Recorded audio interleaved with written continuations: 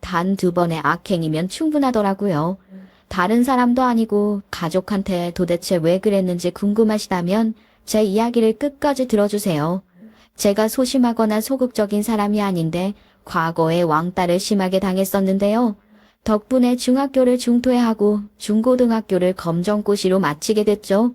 지금은 사회생활하다 사람들을 만나면 아무렇지도 않은데 교복을 입은 애들을 만나면 심장이 막 뛰어요. 제가 왜 이렇게 됐냐면 중학교 2학년 때 이야기를 좀 해야 하는데요. 전 중학교 2학년 때도 성적도 우수하고 성격도 활발해서 반 애들이랑 두루두루 인사하고 먼저 말 거는 편이었어요. 이런 이유로 반장 선거할 때 제 친구 중 한 명이 저를 추천했어서 제가 반장을 하고 있었거든요. 그런데 우리 반 날라리가 만만한 애를 한 명 잡아서 괴롭히는 거예요. 뒤통수에 지우개 가루 뭉쳐서 날리고 갑자기 물건 빼앗아서 서로 던지기 놀이하고 그래서 제가 이런 식으로 부드럽게 말려봤었죠. 장난이 너무 심한 거 아니야? 희영이가 싫어하는 것 같으니까 그만해. 희영이 표정 보니까 장난이라고 생각 안 하는 것 같아. 제가 이러면서 전부터 지켜봤는데 이건 좀 아닌 것 같다고 했는데요. 그런데 날라리가 그만두기는커녕 오히려 이런 식으로 성질을 내는 거예요. 아니 장난인데 왜 그래? 너한테 장난친 것도 아닌데 왜 나서서 난리야? 희영아, 네가 좀 말해봐. 내가 이러는 게 기분 나쁘냐? 날라리가 이러는데 괴롭힘 당하는 애가 어떻게 기분 나쁘다고 할 수 있겠어요. 날라리와 희영이 사이가 생각보다 강압적이었고 그 뒤에도 장난이 계속되길래 교무실을 찾아갔죠.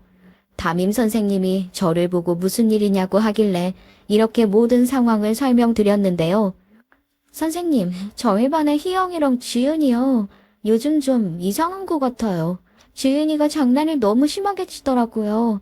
제가 아무리 지켜봐도 장난이 아슬아슬하고 장난 당하는 애도 막 울먹거리고 있어요. 제가 이 뒤에 날라리가 어떤 장난을 쳤는지 말씀드렸는데도 소용없었어요.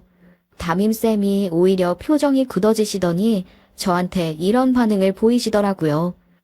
무슨 장난이길래 그래? 그 정도는 칠 수 있는 거 아니니?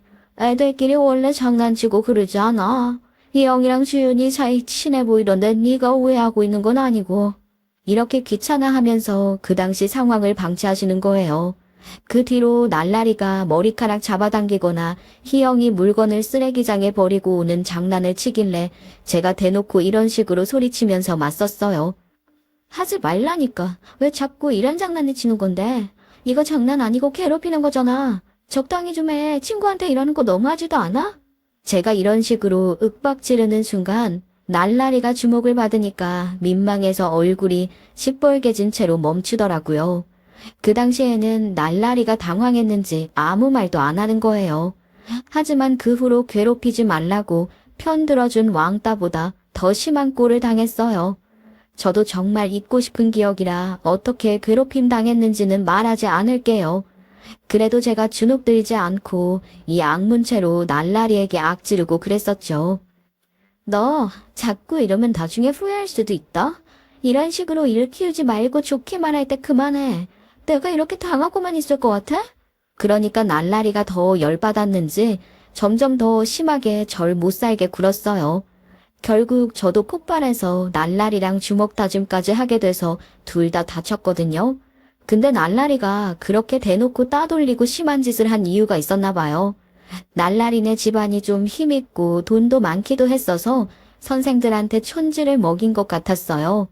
게다가 날라리가 전교 2등이었거든요. 처음에는 선생님들이 저를 교무실로 불러서 이런 식으로 저를 달랬었는데요. 혜정아, 선생님이 그동안 모르고 있어서 정말 미안하다. 어떻게든 주윤이 전학 가게 해줄게. 확실히 벌줄 테니까 걱정하지 마. 극령이 이랬었는데 나중엔 태도가 싹 돌변해버린 거예요. 선생님이 갑자기 불러서 교무실에 갔더니 저한테 이러시는 거 있죠? 알고 봤더니 혜정이 네가 반 분위기를 험악하게 주소한 것 같더라. 난 그것도 모르고 네 편 들어줄 뻔했어.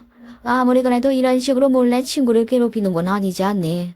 그 말을 들은 순간 뒤통수를 한 대 맞은 것 같았고 너무 어이가 없었어요. 선생님들이 갑자기 왜 변했나 했는데 애들 사이에서 촌지 준 거 아니냐 소문을 들었거든요. 소문이 진짜일까 싶었는데 선생님들이 실제로 제게 이런 이야기를 꺼냈어요. 그래서 혜정이 네가 강제 전학을 가야 할 것 같다. 혜정이 네가 친구를 너무 심하게 괴롭혀서 어쩔 수 없어. 부모님께는 선생님이 따로 말씀드릴 테니까 그렇게 알고 있어라. 선생님이 이러시면서 전학 가야 하는 학교 이름을 말씀해 주셨는데 평범한 학교가 아닌 문제 아들만 가는 똥통학교더라고요. 그날 부모님이 선생님께 연락을 받고 저랑 대화도 해보셨는데요. 그 다음날에 학교로 오셔서 선생님들과 긴히 이야기를 나누실 때 엄마가 이렇게 목소리를 높이시기도 했어요. 아유, 선생님, 우리 딸이 그런 거 아니라고 했잖아요. 우리 딸 그럴 애 아니라고요. 아무리 그래도 저희 딸이 반장인데 친구를 괴롭혔겠어요? 저희 진짜 억울해요. 이런 식으로 강하게 주장해봤자 소용없었어요. 결국 똥통학교로 가는 선택지만 놓여있는 상태에서 저는 부모님께 이렇게 이야기하고 말았죠. 이렇게 될 바에 차라리 혼자서 공부하고 싶어. 다른 곳으로 전학 간다면 내가 무슨 문제 때문에 전학 갔는지도 전달받을 거 아냐.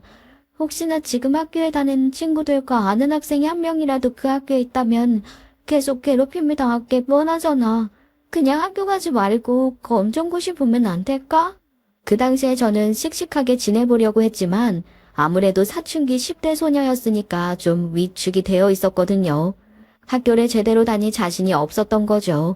그래서 부모님께서 제 선택을 존중해 주셔서 제가 학교를 자퇴하고 검정고시를 보게 됐는데요. 왕따 친구가 제 자퇴 소식을 알고 집까지 찾아와서 이런 말을 하는 거예요. 혜정아, 나 때문에 괜히 왕따 당하고 이렇게 학교까지 그만두게 돼서 너무 미안해. 내가 학교에서 배운 것들 알려주고 싶은데 자주 찾아와서 같이 공부해도 돼? 그 친구가 이러길래 제가 좋다고 이야기하니까 맨날 집으로 찾아와서 같이 공부를 하다 보니 사이가 엄청나게 친해졌었죠. 그러다가 저도 그 친구네에 가서 밥도 얻어먹고 같이 공부도 하고 그랬어요. 이런 식으로 친구네에 자주 가다 보니 친구의 오빠랑도 가까워졌는데요. 그 오빠가 다정한 성격이라 이것저것 잘 사주고 요리도 많이 해줬거든요. 그리고 제 생일에는 꼭 선물이랑 편지도 주고 그랬어요. 편지에는 동생을 위해 나서주고 희생해줘서 고맙고 영원히 잊지 않겠다는 말이 적혀 있었죠. 제가 자기 동생을 도와줬으니까 잘 챙겨주는 줄 알았는데 마냥 그런 것만은 아니었던 거예요. 그날도 친구가 저희 집에 와서 공부를 하고 있는데 이런 식으로 제게 귓속말을 해주더라고요. 오빠가 혜정이 네 칭찬을 자주 하고 계속 너에 대해 물어봐. 오빠가 이러는 거 처음 보거든? 아무래도 오빠가 혜정이 너한테 관심 있는 것 같아. 전 설마 싶었는데 친구가 오빠랑 단둘이 만날 수 있도록 자리를 슬쩍 피해줘서 마냥 오빠 동생 사이로 생각하지 않게 됐어요. 친구가 계속 밀어줘서 단둘이서 만나다가 자연스럽게 사귀게 돼서 결혼까지 하게 된 거죠. 그래서 제가 도와준 친구가 지금의 신우가 된 거예요.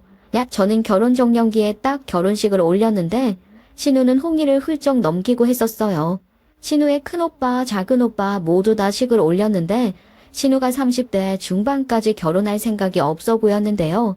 그래서 시댁 식구들도 많이 걱정을 했고 신우만 보면 결혼 안 할 거냐 노래를 불렀죠. 시댁이 큰 집이라 제사 때마다 시댁에 일가 친척들이 모이거든요.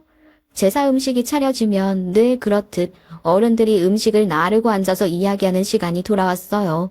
그러면 어르신들 사이에 앉아있던 신우 표정이 어두워졌죠.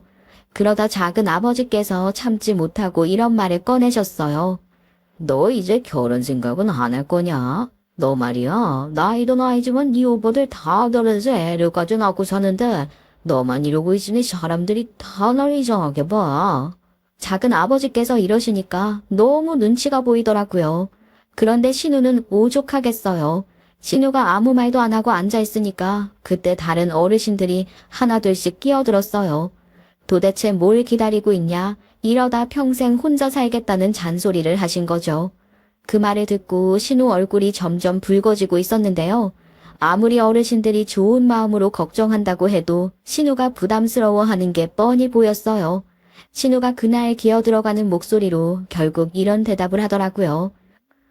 제가 안 하겠다고 한 것도 아니고 좀 기다려주시면 안 돼요? 결혼은 혼자 하나요? 그냥 저 나름대로 생각할 시간이 필요하다고요. 신우가 이러니까 집안 어르신들 표정이 전부 다 안 좋아지셨는데요. 이번에도 작은 아버지께서 신우에게 이런 식으로 반박을 하셨죠. 시간? 시간이 왜 필요해? 다른 애들은 무슨 준비를 따로 해서 결혼을 한 줄 아냐? 다른 애들은 벌써 애들 학교까지 다 보내고 있구만. 왜 이렇게 여유로워? 작은 아버지께서 이러기만 해도 제가 다 머리가 아픈데 다른 식구들도 가만히 있지를 않는 거예요. 큰아버지까지 나서서 날카로운 목소리로 이런 식으로 말을 이어갔어요. 네가 이러니까 우리가 더 걱정하는 거야. 언제까지 우리가 네가 결혼할 때까지 기다려야 되니? 네 부모님도 힘들어하잖니? 큰아버지께서 이러시는데 정말 불편한 정적이 흐르더라고요. 게다가 큰어머니도 이렇게 한술 더 뜨고 계셨어요. 너 이제 나이도 있으니까 부모님 생각도 좀 해야지. 네가 이런 얘기 듣기 싫어하는 거 알지만 모두 날 생각해서 하는 말이야. 큰어머니까지 이러시니까 저까지 숨이 턱 막힐 것 같았는데요. 신우도 입을 꾹 다물고 있다가 결국 이런 식으로 반박하고 말았어요. 알겠어요. 하지만 저도 나름대로 이유가 있어요. 결혼이야. 하고 싶으면 당장이라도 할 수 있겠죠. 근데 그게 제가 원하지 않는 사람과 억지로 해야 하면 나중에 더 문제가 되잖아요. 대화가 그 정도에서 끝났으면 좋았겠지만 옆에 있던 고모님이 또 말을 던지셨어요. 신우가 고개를 푹 숙이고 있든 말든 이런 말씀을 하시더라고요. 이상한 조건 따지지 말고 좋은 사람 만나서 결혼해. 네가 그렇게 까다롭게 고르니까 못하는 거야. 너 그러다 나중에 후회한다. 신우가 알겠으니까 그만 이야기하라고 간절하게 호소했지만 아무도 듣지 않았어요. 그 자리에서는 또 다시 같은 말들이 반복되고 있었죠. 신우가 지쳐서 자리에서 일어나려고 했지만 그럴 수 없었어요. 시댁 식구들의 눈초리가 여전히 자신에게 쏠려 있었거든요. 이런 식으로 다른 친척분들이 신우한테 잔소리를 할 때마다 신우가 견디기 힘들어 보였는데요. 저마다 한마디씩 해도 10마디, 20마디가 되니까 그게 본의 아니게 시부모님들이나 신우에게 큰 압박으로 다가왔어요. 게다가 서방님은 나이가 한참 어린데다가 의사인 최고의 신부감을 데리고 왔으니 시댁 식구들이 여러모로 신우가 아쉬웠을 거예요. 저도 그런 신우가 걱정돼서 단둘이 있을 때 이런 식으로 슬쩍 물어봤거든요. 혹시 비혼주의자야? 워낙 식구들이 결혼하라고 야단인데 누군 만날 생각도 안 하는 것 같아서 궁금하더라고. 결혼 생각이 없으면 어르신들한테 확실하게 말해둬야 하지 않겠어? 제가 이러면서 옆에서 듣는 저도 스트레스인데 신우는 오죽하겠냐고 이야기했었는데요. 그러니까 신우가 한숨을 푹 쉬면서 이러더라고요. 비혼주의자까지는 아니야. 결혼할 사람이 생기면 하게 될 건데 뭐 일이 야단인지 모르겠어. 내가 알아서 할 텐데 왜 이렇게 닥달하는 거지? 나도 답답해 죽겠다. 신우가 하는 이야기를 들어보니 아무래도 신우 인생에서 결혼이 1순위가 아니라서 그런 것 같았어요. 이러다 신우가 영영 결혼 안 할 것 같다는 생각을 하고 있었는데 신우가 갑자기 식구들을 모아놓고 할 말이 있다는 거예요. 무슨 말을 하려나 싶었는데 신우가 글쎄 이런 말을 해주더라고요. 사실 내가 식구들 몰래 만나던 남자가 있었거든. 그런데 얼마 전부터 입덧을 계속하길래 병원에 가봤는데 덜컥 애부터 생기는 바람에 결혼을 빨리 해야 할 것 같아. 시부모님은 신우가 결혼했으면 좋겠다. 늘 말하던 사람들이라 당연히 좋아하셨어요. 그래서 그 누구도 반대하는 일 없이 바로 상견례 자리가 잡히고 식을 올리게 됐죠. 신우가 그렇게 신혼생활을 하다 출산을 하고 건강한 아이를 키우고 있었어요. 신우도 애 키우느라 바쁘고 저도 제 딴에 바빠서 그동안 연락을 못했거든요. 전 당연히 신우도 저처럼 잘 지내고 있는 줄 알았는데 전혀 아니었어요. 신우가 그동안 아무 말도 안 해서 아무것도 몰랐는데 어느 날 충격적인 사건이 터진 거예요. 제가 그날 재택근무를 마치고 쉬고 있었는데 시무한테 전화가 왔는데요. 전화를 받아보니까 어머님께서 이런 말씀을 하시는 거예요. 아유, 희영이가 극단적인 선택을 해서 병원에 실려왔다. 네가 얼른 와봐야 알 것 같다. 나도 전화 받고 바로 달려왔는데 아유, 정신이 하나도 없네. 그 말을 듣고 깜짝 놀라서 순간 아무 말도 못하고 가만히 핸드폰만 붙들고 있었어요. 그러다 겨우 정신을 차리고 시어머니께 일이 물었었는데요. 근데 그게 지금 무슨 말씀이세요? 이혜영이 너 뭘 했다고요? 아니 저한테 힘들다는 말이 없었는데 그래서 지금 어디 병원인데요? 허겁지겁 이런 식으로 물어보고 병원 위치를 알아낸 다음에 바로 달려갔어요. 진짜로 신우가 다친 채로 쓰러져 있어서 손발이 덜덜 떨렸죠. 다행히 목숨은 구했다고 하는데 저는 도저히 지금 이 상황을 이해할 수 없어서 말까지 더듬어가며 질문했었어요. 아니 희영아, 도대체 왜 그랬어? 뭐 때문에 이 정도로 힘들어서 이런 선택을 한 건데 힘들면 힘들다고 말이라도 하던가. 제가 이렇게 물어보는데 신우가 닭똥 같은 눈물을 뚝뚝 흘리는 거예요. 그렇게 한참을 울먹거리다가 신우가 겨우 이런 말을 내뱉었죠. 남편이 틈만 나면 손을 올려서 그랬어. 혜정이 너랑 연락이 소홀해진 동안 내가 임신 우울증에 산후우울증까지 겹쳐서 내가 있는데도 불구하고 해서는 안 되는 선택을 한 거야. 제가 그 당시에 프리랜서라 재택근무를 하고 있었거든요. 병원에서 더 이상 해줄 게 없다고 해서 신우가 퇴원하게 됐는데 신우를 이대로 놔두면 안 되겠는 거예요. 그래서 제가 시부모님이랑 같이 신우를 집에 데려다 주면서 이렇게 말했었어요. 너랑 집도 가까우니까 앞으로 자주 올게. 희영이 너도 내가 재택근무하고 있는 거 알고 있잖아. 이제 바쁜 일도 어느 정도 수습한 상태라 괜찮아.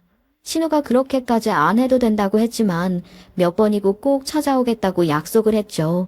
말로만 그런 게 아니라 그 뒤로 계속 신우 집에 가서 집안일도 해주고 아이도 돌봐주고 신우 밥도 챙겨주고 여러 가지 도와줬는데요. 시부모님도 신우가 그런 일을 당한 걸 아셨으니 어쩌겠어요. 시어머니께서 제가 있을 때 시매부한테 대놓고 이런 이야기를 하시더라고요. 우리 딸한테 전부 다 들었다. 우리 딸이 이 모양인 꼴이 된 게 자네 때문이라며. 내 목에 칼이 들어와도 자네 맞을 생각 없으니까 지금 당장 이혼 절차 밟게. 시매부도 자기 들어온 인성 다 드러나서 가식 떠온 거 다 들키니까 아무 말도 못하더라고요. 결국 시매부가 자기 짐을 전부 다 싸들고 집을 나갔는데요. 그 뒤로 이혼 절차를 밟게 됐는데 신우한테는 겁을 주고 뭐라 할까봐 저랑 시부모님이 앞장서서 별의별 말을 다 했어요. 시아버지께서는 시매부한테 전화해서 이런 식으로 제대로 으름장을 놓았죠. 이혼 소송이다 뭐다 할 수 있는 소송은 다 하고 있으니까 우리 딸 건들지 말아라. 우리 몰래 전화하거나 문자로 뭐라 하거나 찾아오면 내가 가만 안 될 거니까 알아서 하라고. 그렇게 신우를 이혼시키고 신우가 재산 분할 받은 다음에 위자료에 양육비까지 받게 됐는데요. 이렇게 우리가 이혼 소송 준비하고 변호사 만나고 증거 모으고 할 동안 소란이 일었거든요. 하지만 가족 모임 자리에서 이혼 운운하며 신우 챙겨달라 한 것도 아닌데 동서가 되게 불편해 하더라고요. 시댁 모임 자리에서 그것도 시부모님이 오시기 전에 얌체같이 동서가 신우한테 이러는 거예요.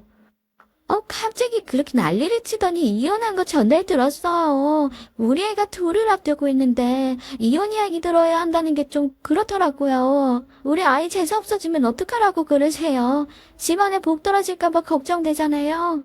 동서가 이러면서 식구들이 신우 이혼 이야기하는 거 그만 듣고 싶다고 해버렸어요.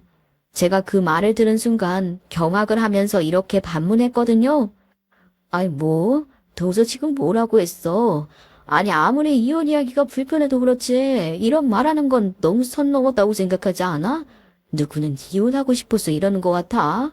제가 이러면서 신우도 지금 이러고 싶지 않은데 상황이 어쩔 수 없는 거라고 했는데요. 근데 동서가 끝까지 이런 막말을 퍼붓는 거예요. 형님, 제가 괜히 이러는 게 아니에요. 아가씨가 임신 우울증이다, 산후 우울증이다, 뭐다 때문에 이혼했다면서요. 아유, 나도 애 낳았는데 그런 거 가지고 힘들다고 징징대면 안 돼요. 우울이라는 게 전염되는 거라 가족들한테 안 좋잖아요. 아유, 그러니까 남편한테 그 맞고 살죠. 동서가 이러면서 아주 당당하게 눈을 맞추고 앉아 있더라고요. 그러니까 신우가 충격받은 표정으로 이런 반응을 보였죠. 무슨 말을 그렇게 하는 거야? 내가 무슨 피해를 줬다고 이러는 건데. 나도 잘 살고 싶었는데 일이 이렇게 된 거라고. 신우가 이런 말을 내뱉고 나서 시부모님이 들어오셨어요. 근데 동서가 시부모님 앞에서 바로 이렇게 연기를 하면서 대꾸하는 거예요. 아유, 어머, 아유, 그런 뜻으로 한 말 아닌데 왜 말이 그렇게 들으세요? 어머님이랑 아버님이 오해하시겠어요. 지금 처한 상황이 예민해서 그런가 좀 이상하네. 신우가 이러면서 시부모님 눈치를 보고 있길래 속에서 열불이 났어요. 그래서 제가 곧바로 동서가 이런 막말을 했다고 이야기했었거든요. 어머님, 아버님, 방금 동서가 무슨 말 한 줄 아세요? 희영이가 이혼한 게 아가씨 때문이래요. 우울증이다 뭐다 이런저런 핑계대니까 맞고 살았다는 식으로 말하더라고요. 제가 이러면서 동서가 실언을 종종 했어도 이런 사람인 줄 몰랐다는 말까지 붙였는데요. 그러니까 동서가 얼굴에 철판을 깔고 이런 식으로 발뺌을 하는 거예요. 지금 무슨 소리 하시는 거예요? 저는 그래도 없어요. 왜 갑자기 그 말씀을 하시는 거예요? 어머, 제가 아무리 싫어도 더 마신 거 아니에요? 시부모님도 동서가 억울하다고 하니까 뭐라 말은 못 하시더라고요. 그래서 결국 엎치락 뒤치락 언쟁을 펼치는 저희 말을 듣고 나서 시어머니께서 이렇게 대꾸하셨어요. 아우, 다들 그만하고 다음에는 오해하지 않도록 말 조심 좀 하자. 지금 집안 분위기가 안 좋으니까 다들 한마디 한마디 할 때마다 잘 생각하고 말해야지. 저희가 하도 싸우니까 어머님께서 지치셔서 이러고 마셨는데요. 시부모님들은 동서한테 유독 약하셨거든요. 그런 상황에 처하게 되니 속이 부글부글 끓고 짜증이 확 솟구치더라고요. 동서가 나중에 또 그러면 두고 보자 하고 생각하고 있었어요. 솔직히 동서가 교활하게 구는 게 한두 번이 아니었거든요. 교묘하게 사람 기분 나쁘게 했어요. 신우가 결혼을 안 했을 때 눈치 없는 사람인 척 이런 질문을 했었거든요. 형님, 제가 궁금한 게 있는데 물어봐도 돼요? 왜 결혼도 안 하고 연애도 안 하는 거예요? 혹시 무슨 상처라도 받아서 남자를 싫어하게 된 건가요? 이런 식으로 말하면서 사람 이상하게 만드는 거예요. 그래서 저랑 신우가 무슨 말을 그렇게 하냐고 동서를 째려봤었거든요. 이 일 때문에 저희끼리도 동서가 너무 이상하다고 이야기를 나눌 정도였어요. 그런데도 동서는 신우가 혼전 임신으로 결혼할 때도 장난스럽게 웃으면서 이러는 거예요. 얌전한 고양이 부뚜막에 먼저 오른다더니 꼭 아가씨 같은 사람이 다 고치더라고요. 아우, 표정이 왜 그래요? 웃으라고 한 말인데, 아유, 기분 나빴다면 죄송해요. 동서가 이런 식으로 분위기를 망쳐버려서 동서가 약간 마음에 안 들었어요. 신우랑 저는 중학생 때부터 알게 돼서 정말 오래 본 사이지만 동서는 아니잖아요. 게다가 나이도 우리보다 10살이나 어리고 의사라서 그런지 우리를 아래로 보는 느낌이 있다랄까요? 검정고시 출신인데다가 대단한 직업을 가지지 않은 저를 형님으로 모시려니 의사 집안에서 자란 동서가 그런 상황이 마음에 안 들었던 것 같았어요. 게다가 그런 형님과 신우이가 둘이 똘똘 뭉쳐있으니 그것도 싫었을 거예요. 아무리 그래도 그렇지 어떻게 동서가 저렇게 날뛸 수 있냐. 다 그럴 만한 근거가 있었어요. 동서가 우리 집안에 시집 와서 예쁨을 많이 받았거든요. 어린 것도 있지만 아무래도 의사 집안 따님이니까요. 처음 제가 이 집에 시집 왔을 때 검정고시 출신이라는 것만으로도 다른 집안 어르신들이 불편해하면서 시부모님들에게 싫은 소리를 좀 하셨어요. 제가 그런 이야기를 전달받진 않았지만 다른 집안 어른들이 제 앞에서 그런 불편한 마음을 감출 생각이 없으셨으니 당연히 제 귀에도 들어왔는데요. 시부모님도 합세해서 저한테 그러진 않으셨지만 여러모로 속타고 아쉬운데 다른 어르신들한테 큰 소리를 못하는 그런 상황이었던 거예요. 그런데 집안 빵빵하고 어린 데다가 애교 많은 동서가 나타난 거죠. 동서가 시집 올 때 그렇게 과묵하시고 내색 않던 시부모님이 입이 귀에 걸릴 정도로 예물을 해왔어요. 그뿐인 줄 아세요? 시부가 크게 다친 적이 있었는데 동서 집안의 백으로 수술도 빨리 받고 병원에서 특급 대우를 받았으니 그렇게 잔소리 싫은 소리 해대며 시부모님들 무시하던 집안 어르신들, 친척분들이 귀에 닳도록 동서를 칭찬하기 시작한 거예요. 일가 친척이 모일 일만 있으면 의사 아가 하면서 서로 불러다가 이것저것 울어보셨어요. 동서 덕에 우리 시부모님 기가 팍 살기 시작하신 건데요. 그 와중에 신우가 이혼도 했으니 우리 동서는 무슨 우리 집안의 마스코트 같은 인물, 저랑 신우는 무수리와 같은 취급을 받았어요. 나중에는 무슨 일이 있었냐면 첫째 작은 아버님, 그러니까 시부의 첫째 동생께서도 동서 덕에 큰 수술을 별 탈 없이 받아오셨는데요. 그리고 동서를 앉혀놓고 동선의 집안 칭찬을 하시며 집에서 받아야 하는 응급처치나 자잘한 조치들을 듣고 계셨어요. 그런데 제사 준비하랴, 애들 챙기랴, 손님들 받으랴 할 일이 선더미인데 동서가 옆에서 어른들께 아양 떨면서 일을 안 하려고 하는 거예요. 제가 참다 꼴 보기 싫어서 동서한테 귀에다 대고 이런 식으로 살짝 이야기했었어요. 동서, 수다 그만 떨고 와서 일 좀 거들어. 할 일이 너무 많은데 동서도 그만 일어나서 일 좀 도와야지. 일송 부족한데 동서가 바빠 보여서 좀 기다려줬는데 대화가 끝날 기미가 안 보이네. 아무래도 제가 형님이니까 기강을 똑바로 잡아야 하잖아요. 그렇다고 해서 막 뭐라 하지는 않고 나름 예의를 갖춰서 말한 거였거든요. 그런데 동서가 눈이 땡그레져서는 이렇게 쫑알거리고 있는 거예요. 제가 며느리 도리를 안 한다고요? 형님, 저는 지금 어르신들이 이것저것 물어보셔서 어쩔 수 없이 대답해드리고 있는 건데, 왜 그렇게 말씀을 하세요? 동서가 이러면서 자기는 억울하다. 그 누구보다 먼저 나서서 일손 돕고 싶었다고 하더라고요. 그랬더니 작은 아버지께서 저를 쏘아보시면서 이러셨어요. 그게 무슨 말이냐? 진짜로 네가 네 동서한테 귓속말로 그런 말을 한 게야? 얘가 지금 놀고 있는 것도 아닌데 갑자기 왜 그래? 작은 아버지께서 이러시면서 우리가 못하는 걸 동서가 나서서 다 해줬는데 무슨 이런 경우가 있네요. 그래서 제가 너무 당혹스러워하며 이런 식으로 막 해명을 했는데요. 작은 아버님, 그게 아니라 일 좀 도와달라고 한 거예요. 일손이 부족해서 그런 거라고요. 저 동서한테 며느리 도리 안 한다고 뭐라 한 적 없어요. 작은 아버님도 아까부터 저희만 바쁘게 움직이는 거 보셨잖아요. 제가 이랬는데도 작은 아버지는 물론 다른 어르신들도 표정이 안 좋으신 거예요. 게다가 작은 아버지께서 저한테 이런 반응을 보이셨어요. 지금 집안 어르신 챙기느라 네 동서 바쁜 거 안 보이냐? 네 동서가 예분 만다고 샘내는 거야. 그럼 못 써. 이것들이 요즘 시대에 시집살이 지키려고 하고 말이야. 작은 아버지께서 이러시는데 너무 어이가 없더라고요. 그래서 결국 잔뜩 찡그린 얼굴로 동서 째려보면서 아무 말도 안 하고 있었거든요. 그런데 동서가 다른 어르신분들을 돌아보면서 이러는 거예요. 형님은 매번 저러세요. 저는 그냥 어르신들께 잘하려고 한 것뿐인데 이해를 못 해주시더라고요. 이해를. 아무래도 저를 안 좋게 보시는 것 같아요. 이런 식으로 소리를 빽 지르면서 불쌍한 척을 하기 시작했어요. 그러니까 듣고 있던 둘째 작은 아버님께서도 이렇게 맞장구를 치시는 거예요. 그 검정고시 출신들은 저게 문제야. 기분 나쁜 자격지심이라도 있는 게지. 막내 며느리가 이 집안에 몇을 잘렸는데 그게 그렇게 고가워? 작은 아버지께서 혀를 끌끌 차면서 이러시니까 얼척 없더라고요. 그러면서 제 자식들, 조카들 보고 이런 식으로 말씀하시면서 제 기분을 망치시는 거예요. 너희들은 검정고시 같은 거 보지 말아라. 지금부터 공부 안 하고 놀기만 하면 나중에 졸업할 자격지심에 떨끌 뭉치게 되는 법이야. 꼭 작은 엄마처럼 의사 되어야 한다. 알겠지?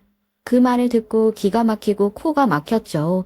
작은 아버지께서 이러는 것만으로 열받아 죽겠는데 동서까지 나서서 눈물을 막 흘리더니 불쌍한 척을 하고 있으니까 저도 욱했는데 어머님이 말리셨어요.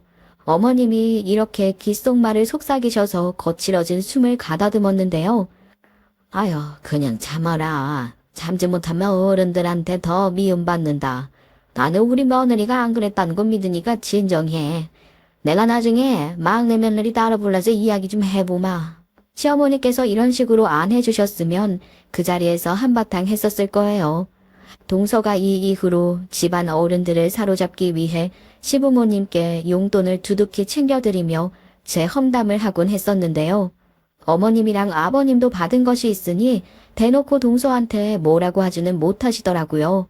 동서는 그걸 알고서 더욱더 저를 무시했고 다른 가족들과 대화할 때 은근슬쩍 저랑 신우 이야기를 꺼내 이간질을 하면서 기세가 등등해진 거예요.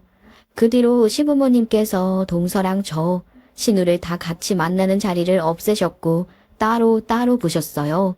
이렇게 동서를 제외한 시댁 식구들과 원활하게 지내면서 신우나 저나 바쁘게 살았었죠.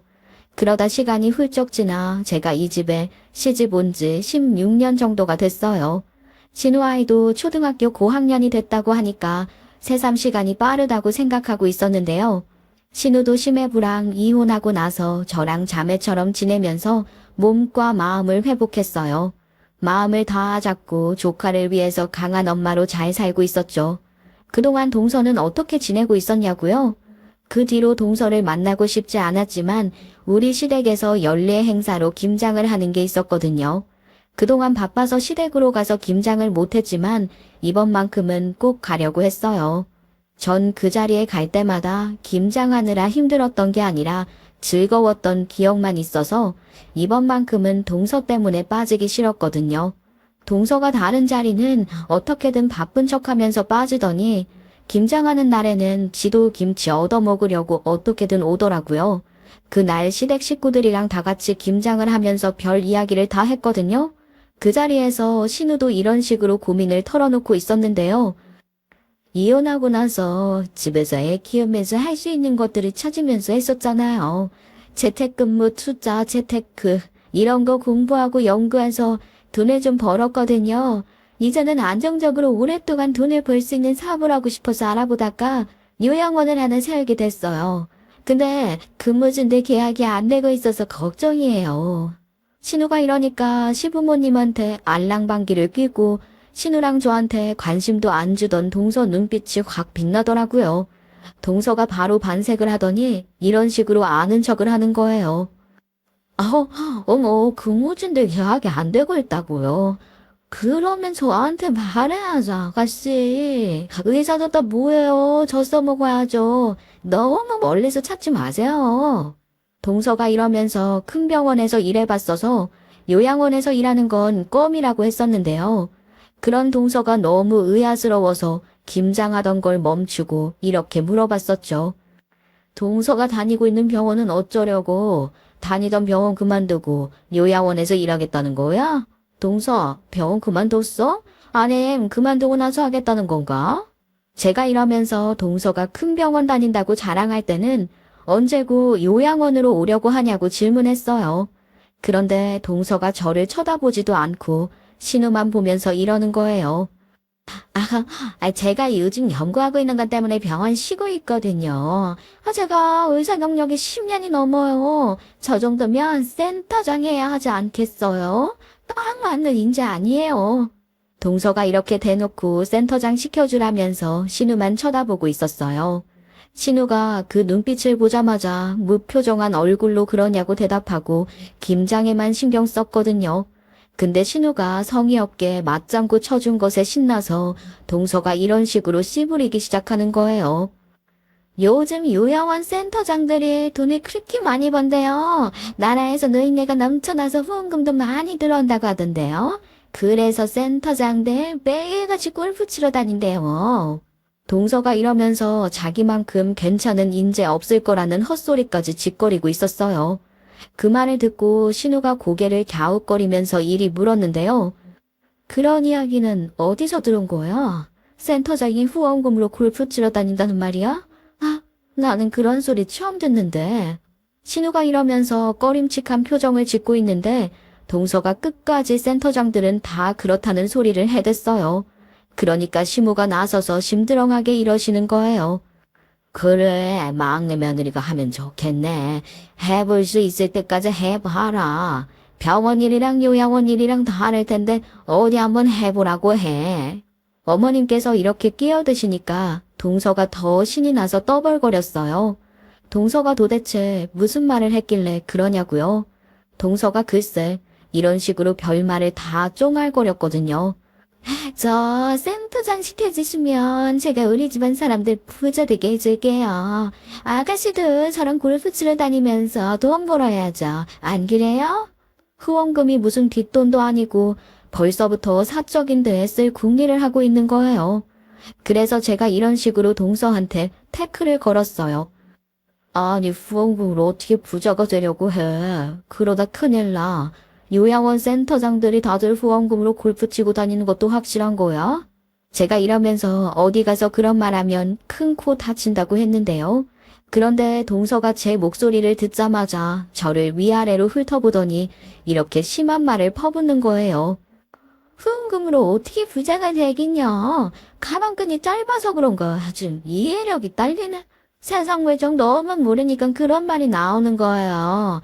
제 친구들은 다 그러고 살아요. 원래 다 그런 건데 형님은 모르셨어요. 이제 시부모님 앞인데도 대놓고 저를 무시하더라고요.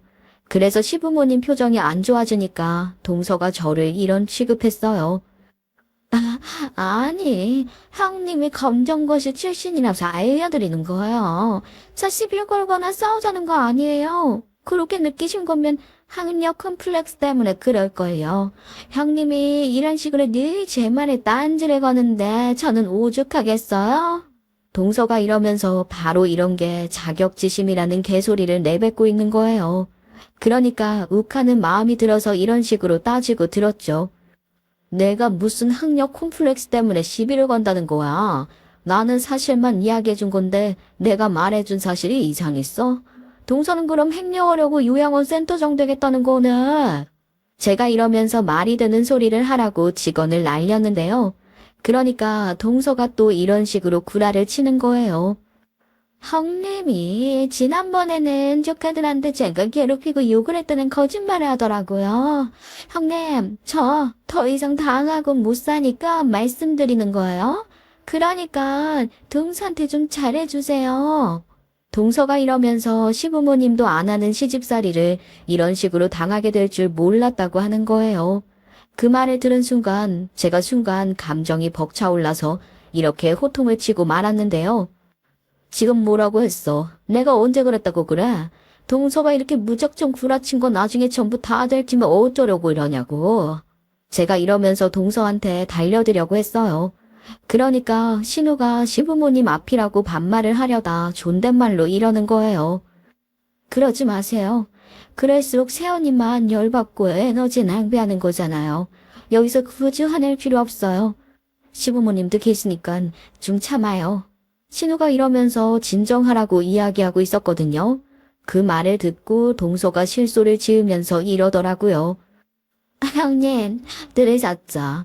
형님이 그랬으면 에너지만 낭비하는 거라고요. 그리고 저 배고프거든요. 집안 대소사 상의해야 하니까 형님이 수육 삶아오고 허드렛 일이라도 해주세요. 형님 어차피 무슨 말인지 알아듣지도 못하니까 심부름 좀 도와주시면 좋을 것 같네요. 이러면서 수육 삶는 법은 아냐고 저를 우습게 아는 거예요. 신우가 이런 상황들을 쭉 보고 막 웃으면서 동서한테 이런 질문을 했었죠. 센터장이 그렇게 하고 싶어? 그냥 하는 말씀 아니고 진심으로 하는 말이야? 다른 병원으로 가보려고 더 시도해보지 않고 요양원으로 오려고? 신우가 이러면서 동서를 가만히 지켜보고 있더라고요. 그러니까 동서가 이런 식으로 너스레를 떨기 시작했어요. 제가 돈 때문에 이러는 게 아니고 아이 참아요. 이게 다 상부상조하자고 이러는 거죠. 다른 사람보다는 가족이 좀 믿음직스럽잖아요.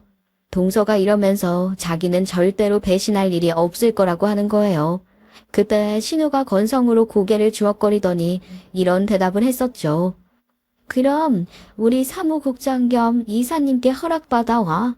나랑 같이 병원을 설립한 이사님이 계시거든. 그분 동의 없이는 나도 누구 고용할 생각 없어. 신우가 이러고 나서 이사님하고 대화를 해보라고 했거든요. 그러니까 동서가 눈이 땡그레진 채 이렇게 물어보는 거예요. 이사님이 있어요? 이사님 연락처 좀 알려주세요, 그럼. 아니면 자리를 따로 만들어서 만나도 좋을 것 같은데. 이사님은 어떤 분이세요? 동서가 이러면서 이사님이 자기를 마음에 들어 할 거라고 하더라고요. 그러니까 신우가 저를 가리키면서 이래버렸죠. 저기 있잖아, 우리 이사님. 코앞에 있는데 왜 연락처를 받고 자리를 따로 만들 생각을 해? 후회하기에는 이미 늦었으니까 마음의 준비는 하고 있어. 신우가 이러면서 동서가 아주 큰 실수를 했다고 했는데요. 동서가 그 말을 듣고 입을 떡 벌리면서 이런 반응을 보이는 거예요. 에띠해? 말도 안 돼요. 형님이 이사님이시라고요? 도대체 어떻게요? 제가 그동안 안 됐다면 지금 거짓말 하시는 거죠? 아무리 생각해도 이건 아니죠. 여러분도 제가 왜 이사님인가 싶으실 거예요. 신우가 하던 재테크 투자도 저도 같이 하고 있었고 요양원 설립도 같이 공부하고 있었거든요. 그래서 우리 둘 다 사회복지사 자격증도 같이 땄었죠. 요양원 설립은 우리가 오랜 시간 공부하고 준비해서 이제 막 올린 거였어요. 우리가 이렇게 쎄 빠지게 고생해서 얻어낸 결과인데 동서가 감히 숟가락을 얹으려고 했고 횡령부터 운운하며 가짜는 소리를 해댔잖아요. 너무 얼척이 없어서 제가 동서를 턱짓으로 가리키며 이랬죠. 저 어떤 센터장 필요 없거든. 저런 게 있어봤자 망할기 뻔하잖아. 무슨 일이 있어도 동서랑 일할 생각 없으니까 그렇게 알고 있어. 그랬더니 동서가 어버버거리다가 저한테 달려오더라고요. 그리고는 제 손을 잡더니 이런 식으로 아양을 떨기 시작했어요. 형님, 제가 아무것도 모르고 말실수를 했어요. 형님이 이사님인 줄 몰랐거든요. 형님이 이사님이면 너무 좋을 것 같은데, 우리 같이 일해보게요, 예. 동서가 이러니까 짜증이 확 올라오는 거예요. 그래서 제가 동서 손을 확 뿌리치면서 이렇게 해버렸어요. 아유, 징그럽게 왜 이래. 내 몸에 손대지 마. 동서가 우리한테 한 짓을 좀 생각해봐. 말이 되는 소리를 해야지. 동서는 참 양심도 없다. 동서가 뭐 마려운 강아지 마냥 안절부절 못하길래 얼마 전까지 큰 병원 의사라고 떵떵거리던 것이 왜 저러나 싶은 거예요. 그래서 제가 동서를 의심스럽게 쳐다보면서 이리 물어봤는데요. 여운부 때문에 병원 그만뒀으면 여운부나 것이지 왜 이러는 거야? 아무리 요양원 센터장이 돈을 많이 번다고 해도 그렇지 의사보다 더 벌겠어? 동서가 고개를 푹 숙이고 아무 말도 못하고 있었거든요. 그런데 그런 동서를 한심하게 바라보고 있던 시모가 이러셨어요. 병원에서 다른 의사들이랑 간호사들한테 지 성질대로 막말해대서 해고당했대. 그런데 나한테 전화해서 소송당했다고 고백하더라. 손해배상금 낼 돈이 없다고 빌려달라고 하던데 이것이 말하지 말라고 했는데 하는 짓거리 보니까 말해야겠다. 그 말을 듣자마자 신우랑 제가 바로 열변을 토했죠. 특히 제가 동서 면상에다 대고 이렇게 막 뭐라 했었는데요. 동서는 그런 짓을 해놓고 우리 요양원 센터장을 하려고 했어? 드디어 미친 거야? 시작도 안 한 요양원 망하게 할 셈이었냐고. 그러니까 동서가 찍소리도 못하고 잔뜩 기죽어 있더니 갑자기 무릎을 꿇는 거예요. 그리고 신우한테 매달려서 이러는 거 있죠? 아가씨, 죄송해요. 제가 그동안 우울증 때문에 이혼했다고 언짢게 봐서 죄송하고, 아가씨 상처 이해 못해줘서 죄송해요. 제가 정말 실수했어요. 다시는 그러지 않을게요. 그러니까 제발 저 좀 살려주세요. 무직 상태로 소송하느라 얼마나 큰 돈 잃었는지 몰라요. 저 진짜 센터장 가고 싶은데, 어떻게 안 될까요? 그 다음에 무릎으로 저한테 기어와서는 뭐라 했는지 아세요? 제 바지가랑이를 잡고 이런 말을 씨부리더라고요. 게다가 형님, 저 이제 받아줄 사람도 없어요. 큰 병원에서 찍힌 거는 소문 다 났고 의사들 사이에서도 제 평판은 완전 망가졌다고요. 형님이 아가씨가 징화생일 때부터 구해주고 이혼할 쯤에도 챙겨주고 그랬다면서요. 제발 저 좀 살려주세요. 형님 검고 출신이라서 무시한 건 진짜 잘못했어요. 제가 이렇게 빌게요. 네? 부모님은 이러는 거 한두 번도 아니라고 돈 절대 안 빌려주신단 말이에요. 제발요. 우리 남편도 제가 이런 거 실망스럽다고 김장하러 오지도 않았어요. 완전 냉전 상태라고요. 동서가 손이 발이 되도록 비는데도 어찌나 꼴보기 싫던지요. 그래서 제가 손사래를 치면서 일해버렸어요. 동서 말 들어줄 생각 없으니까 그만해. 지금 와서 사과할 필요 없다고. 동서 지금 아쉬워지니까 사과하는 거잖아. 상황이 이러지만 않았으면 끝까지 뻔뻔하게 고개 쳐들고 살 거 뻔히 다 보이니까 정이 떨어진다 진짜. 제가 이러니까 동서가 제 다리에 매달리면서 엄청 징징대더라고요. 더 이상 거기서 동서가 질질 짜는 거 보고 있을 필요는 없잖아요. 김장도 마침 다 해갔을 때라 시부모님께 양해를 구하고 신우랑 같이 시댁을 나와버렸죠. 동서가 맨발로 뛰쳐나와 우리들을 불렀지만 절대 멈추지 않고 집으로 가버렸어요. 신우랑 제가 근무진들 계약이 안 되고 있다고 했잖아요.